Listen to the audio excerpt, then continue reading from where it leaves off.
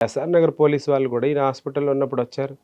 DCP గారు కూడా ఒక ఇన్ ఇంటర్వ్యూ ఇచ్చారండి.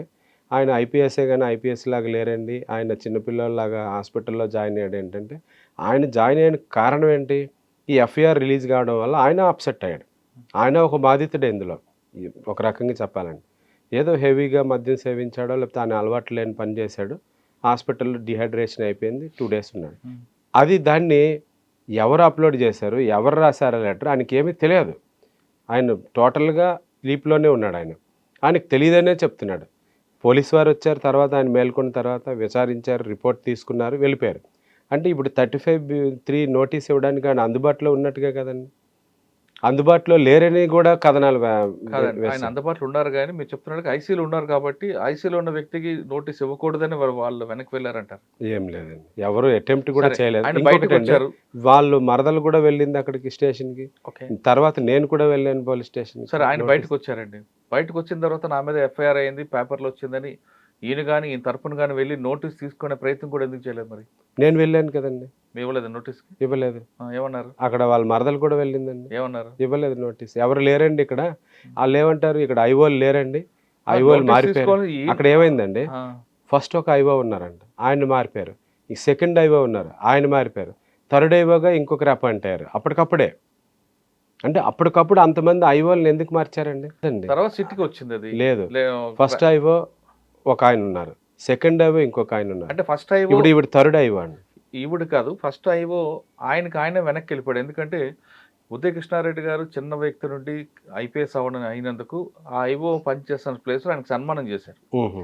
నేను సన్మానం చేసిన ఆఫీసర్‌కి ఒక వ్యక్తికి నేను మళ్ళా నోటీస్ ఇవ్వడం అనేది నాకు నచ్చలేదని ఆయన డ్రాప్ అయ్యాడు. ఇది ఫ్యాక్ట్ ఇది. అది వాళ్ళ ఇంటర్నల్ ఇష్యూ అండి. హ్మ్. ముగ్గురు ఐఓలు మారారు.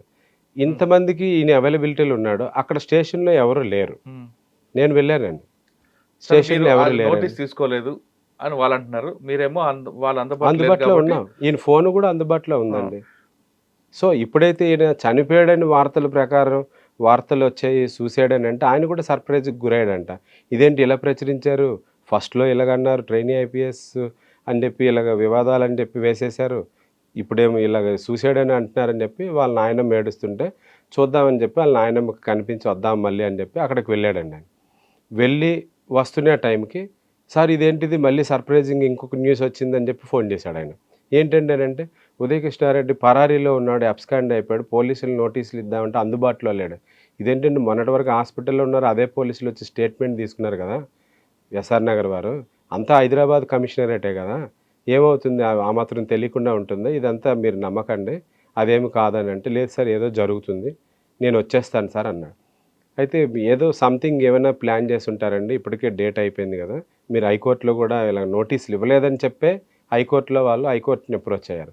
హైకోర్ట్‌ని అప్రోచ్ అయిన తర్వాత వీళ్ళ స్టేట్మెంట్ ఇంతవరకు రికార్డ్ కాలేదు అమ్మాయిది. హ్మ్. ఎఫ్ఐఆర్ అయింది 18దో తేదీ. అవును. 22వ తేదీన స్టేట్మెంట్ రికార్డ్ చేశారు. మరి ఈ దానిలో మధ్యలో ఈయన నోటీసులు ఇవ్వలేదని చెప్పే హైకోర్ట్‌లో వేశాడంట హ్మ్. వాళ్ళ తరపు లాయరు. లాయర్ గారికి ఎప్పుడైనా ఒక క్లయింట్ ఏంటంటే వకాలత్ మీద సంతకం పెట్టి ఇస్తాడు. మెటీరియల్ ఏమేస్తారనేది వాళ్ళేదో తీసుకున్నారో అవును. వేసేశారు. ఈ టీవీ మీడియాల్లో వచ్చినవి కూడా వేసినట్టుగున్నారు ప్రింట్లు తీసి. సో, అది ఎలా వచ్చింది ఇన్‌పుట్ అనేది ఆ! తెలీదండి. ఆ! సో, ఇక్కడ ఏం జరిగిందంటే ఆయనకి చెప్పాను నేను యాంటిసిపేటరీ బెయిల్ వేయమంటారా? సార్ వద్దు సార్. పోనీ ఎక్స్‌ట్రా టెరిటోరియల్ ట్రాన్సిట్ బెయిల్ అని ఉంటుంది. ఒంగోలులో వేస్తాను. మీరొచ్చిన తర్వాత 20 డేస్ వరకు టైమ్ ఇస్తారు. తర్వాత అప్రోప్రియేట్ ఆర్డర్స్ తీసుకోవచ్చు. ఎందుకంటే అంటే సెక్షన్స్ ఆర్ ఇక్కడ బిలో 7 సెక్షన్ ఇయర్స్. కేస్ అయింది తెలంగాణ. మీరు ఒంగోలు కోర్ట్‌లో వేయొచ్చా? వేయొచ్చండి. ఎక్కడైనా వేయొచ్చు. ఎక్స్‌ట్రా టెరిటోరియల్ ట్రాన్సిట్ బెయిల్ అని ఆప్షన్ ఉంటుంది. ఓకే. సో, ఆయన చెప్పుకునేంత వరకు వేసుకోవచ్చు. అది ఇండియాలో అది ఉందండి. ఇన్ కేస్ వేరే స్టేట్ నుంచి మన స్టేట్‌కొచ్చి ఎవరైనా అరెస్ట్ చేయాలన్నా గూడా, వాళ్ళు గూడా 24 అవర్స్‌లో ప్రొడ్యూస్ చేయలేరు కాబట్టి, హ్మ్. వాళ్ళు ట్రాన్సిట్ రిమాండ్ అని గూడా వాళ్ళు తీసుకుంటారు. అవును. తీసుకుంటారండి. మహారాష్ట్ర, గుజరాత్ వాళ్ళొచ్చి ఇక్కడ మేజిస్ట్రేట్ దగ్గర తీసుకుంటారు. అలాగనే మనం కూడా వేరే స్టేట్‌కి మేము వెళ్తామండి అక్కడికి. ఎళ్లి మా నిరూపణ చేసుకుంటాం. మా తప్పు లేదని జెప్పి. మాకు అవకాశం ఇవ్వండి. అక్కడ అప్రోప్రియేట్ బెయిల్ వేసుకుంటామంటే ఇస్తారండి బెయిల్. హ్మ్. అది నేను ఇదివరకు అంటే ఈ బెయిల్ ఆ చేశానండి. కోర్ట్ యాక్సెప్ట్ చేస్తదా? చేస్తది. ఇట్స్ ఎ బౌండెడ్ డ్యూటీ అండి. It is India. Hmm. Krishna Iyer గారు జస్టిస్ కృష్ణ అయ్యర్ గారు ఒక జడ్జిమెంట్ ఇచ్చారు. Hmm. This is India. Kannadiga, Tamilian, Malayali, Kerala, Odia, Gujarati బిడియా అని లేదు. తేడా లేదు. This is India. India court ఏది ఇచ్చినా గూడా ఎక్కడైనా చెల్లుతుందని జెప్పి ఇచ్చారండి. హ్మ్. అయితే ఇప్పుడు ఆయన ఏం చెప్పారండి? యాంటిసిపేటరీ బెయిల్ వేస్తానన్నా, ట్రాన్సిట్ బెయిల్ వేస్తానని వద్దు సార్. నేను ఒక కానిస్టేబుల్ చేశాను. ఐపీఎస్ చేస్తున్నాను. నేను ఒక లా అబైడింగ్ సిటిజన్. నాకు ఎటువంటి ఇంతవరకు ఆరోపణలు లేవు, యాంటిసిడెంట్స్. నేను వ్యవస్థల్ని నమ్ముతాను. మా పోలీసు వాళ్ళని నమ్ముతాను. నెక్స్ట్ సిస్టమ్స్‌ని నమ్ముతాను. నేనెళ్ళి సరెండర్ అయిపోతాను. నా దగ్గర ఏమున్నాయో ల్యాప్‌టాప్, మొబైల్ తీసుకొచ్చి హ్యాండ్ ఓవర్ చేసేస్తారని ఆయనే ఫోన్ చేశారండి ఎస్‌హెచ్ఓ గారికి. ఫోన్ చేసి నేను వచ్చేస్తున్నాను సార్. మీరు పలానా టైంకి అక్కడ ఉంటానని చెప్పేసి బయలుదేరిపోయాడు ఆయన. ఆయన బయలుదేరి ఫోన్ కూడా స్విచ్ ఆఫ్ చేసి అదే ఫోన్‌లో లైవ్‌లోనే ఉన్నాడు. ఇక్కడ పోలీసులే అది అత్యుత్సాహమా లేకపోతే తెలివితేటలో నాకు తెలియదు. ఎప్పుడైతే ఈయన తెలంగాణ టెరిటరీలోకి ఎంట్రీ అవుతాడో ఆంధ్ర నుంచి, మిర్యాలగూడ దగ్గర ఆపి పట్టుకొని ఆయన్ని అరెస్ట్ చేశారండి. అప్పుడు 4:00 కూడా లేదంటే రామోజీ ఫిల్మ్ సిటీ దగ్గర మిర్యాలగూడ అండి. మిర్యాలగూడ దగ్గర అరెస్ట్ చేశారంట. అక్కడ అరెస్ట్ చేస్తే ఆళ్ళు వీడియో తీసుకున్నారని అన్నారు వాళ్ళు. 4:00 అరెస్ట్ చేశారు. రాత్రి అయినా తెచ్చారండి? లేదు. అక్కడ టాస్క్ ఫోర్స్ ఆఫీస్‌లో కన్ఫెషన్ చేశారు. అప్పుడు కూడా మేము వెళ్ళామండి. సెక్షన్ 38 బిఎన్ఎస్ఎస్‌లో ఎప్పుడైనా ఒక అరెస్ట్ అయిన పర్సన్‌కి if he is intended legal aid కోసం ఒక అడ్వకేట్ ముందే ఏమైనా ఇంట్రాగేషన్ చేయాలి, కన్ఫెషన్ తీసుకోవాలి. అప్పుడు కూడా మాకు అలౌ చేయలేదు. ఆయనకేమైనా ఆ ఫెసిలిటీ కూడా ఇవ్వలేదు. మీరేమైనా అడ్వకేట్‌తో మాట్లాడుకుంటారంటే అది కూడా ఇవ్వలేదు. సో మేము బయట గేట్ దగ్గరికి వెళ్ళాం. ఆ టాస్క్ ఫోర్స్ ఆఫీస్ దగ్గర. అక్కడ కూడా ఇవ్వలేదు. సో ఏ కన్ఫెషన్ రికార్డ్ చేశారు. కానీ ఈ మరుసటి రోజు ఇది 4:00 అయితే 24 అవర్స్ అంటే నెక్స్ట్ డే 4:00. 5:00 తర్వాత తెచ్చారు కోర్ట్‌కి. తెచ్చింది కూడా ఏంటండి అది అవర్స్ దాటిపోయింది. 24 అవర్స్. మేము రిమాండ్ రిజెక్ట్ చేయమని చెప్పి కూడా అడిగామండి. ఇది ఓన్లీ సెక్షన్స్ ఏవైతే ఉన్నాయో బిలో 7 ఇయర్స్ అండి. అక్కడికి వెళ్ళిన తర్వాత మాకేం తెలిసింది, ఈ సెక్షన్స్ ఆల్టరేషన్ చేసి ఈ 7 ఇయర్స్ బిలో సెక్షన్స్‌ని కాస్త ఈ స్టేట్మెంట్‌లో ఎక్స్ట్రాగా చెప్పించి ఆమె చేత అక్కడ ఏం డిఫర్ అయిందండి అక్కడ, ఈయన ఏదైతే నాది తప్పు కాదు అని హైకోర్టులో కేసు వేశాడు, ఈ కేసు కొట్టేయండి అని చెప్పి అందులో ఉన్న కొన్ని రాతలను చూపించి నీకు కూడా డిఫర్ అయిపోతుందేమో అని భయాందోళనకి ఆవిడకి గురైనట్టుగా ఉందండి.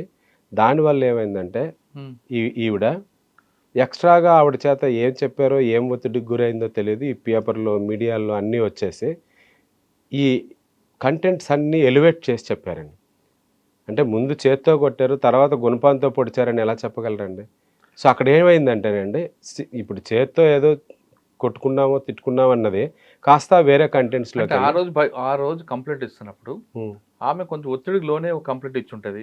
కంప్లైంట్ ఇచ్చిన తర్వాత ఆమెకు రిలాక్స్ అయ్యి అసలు ఏం జరిగింది ఫ్యాక్ట్ అని కూడా మార్చొచ్చు కదా? కాదండి. ఈ ఒత్తిడి మరికొంచెం ఎక్కువైంది బికాజ్ ఆఫ్ ఈ కంప్లెయింట్ బయటికి రావడం వలన. కానీ ఆవిడ ఒత్తిడి గురి కావడానికి కారణం ఉదయ కృష్ణారెడ్డి సూసైడ్ నోటే అని పోలీసులు అంటున్నారు. కాదండి. ఫస్ట్ ఇది ఇద్దరు బలిపశువులు అయ్యారండి ఈ విషయంలో. ఇద్దరికి ఒక బ్రిడ్జ్ గ్యాప్ క్రియేట్ అయింది. ఆ బ్రిడ్జ్ గ్యాప్‌లో ఎవరు దూరుతున్నారు, వాళ్ళకి ఏం బెనిఫిట్ అనేది నాకు ఐడియా లేదు. ఈ బ్రిడ్జ్ గ్యాప్ ఏంటంటే ఆవిడేదో ఒత్తిడికి గురై కంప్లెయింట్ ఇచ్చారు. ఈయన ఎందుకు ఒత్తిడికి గురయ్యాడు, ఆవిడ కంప్లెయింట్ ఇచ్చినందుకు కాదండి.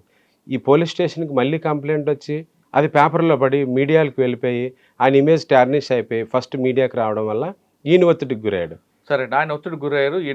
ఇప్పుడు ఏమైంది, ఈయన మళ్ళీ సూసైడ్ చేసుకొని ఈవిడ పేరు చెప్తున్నాడని మళ్ళీ ఇంకొక స్టోరీ అక్కడ చెప్పారు. దానివల్ల సూసైడ్ నోట్ క్లియర్ రాశాడు కదా. ఆయన ఎప్పుడు రాశాడు? నా చావు కారణం ఆమెతో పాటు ఆయన రాయలేదనే చెప్పాడండి. ఆయన రాయలేదన్నాడు. అది దాని మీద డేట్ లేదు, అది నాది కాదండి అని చెప్తున్నాడు. కూడా అయింది కదా, ఆయనది కాదని చెప్తున్నాడు. ఆయన రైటింగ్ నేను చూడలేదు, మీరు చూడలేదు, ఎవరు చూడలేదు.